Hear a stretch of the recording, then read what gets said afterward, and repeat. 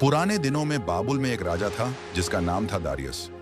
उसके राज्य में एक बुद्धिमान और धर्मी व्यक्ति रहता था, दानियेल। दानियेल हमेशा ईश्वर परमेश्वर की प्रार्थना करता था और कभी भी झूठ, चोरी या बुराई में नहीं पड़ता था। राजा भी उसे बहुत मानता था, लेकिन बाकी अधिकारी और मंत्री दानियेल से जलने लगे। वे चाहते थे कि राजा उसे सजा दे।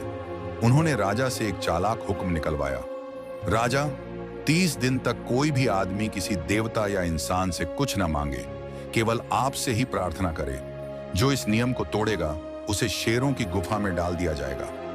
राजा ने बिना सोचे समझे उस पर मुहर लगा दी। दानियेल ने यह हुक्म सुना, लेकिन वह अपनी आदत के अनुसार दिन में 3 बार ईश्वर से प्रार्थना करता रहा।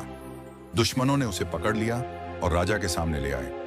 राजा दानियेल को बहुत मानता था और उसे बचाना चाहता था, लेकिन नियम बदल नहीं सकता था। आखिरकार मजबूर होकर राजा ने आदेश दिया कि दानियेल को शेरों की गुफा में डाल दिया जाए। राजा बोला, दानियेल, तेरा ईश्वर जिसे तू लगातार पूजा करता है वही तुझे बचाए। शेरों की गुफा में चमत्कार दानियेल को शेरों के बीच डाल दिया गया। रात भर शेर गरजते रहे, लेकिन उन्होंने उसे छुआ तक नहीं। क्यों? क्योंकि परमेश्वर ने एक स्वर्गदूत भेजा जिसने शेरों के मुंह बंद कर दिए। सुबह सुबह राजा दौड़ते हुए गुफा पर आया और चिंतित होकर पुकारा, दानियेल, क्या तेरा परमेश्वर तुझे बचा पाया?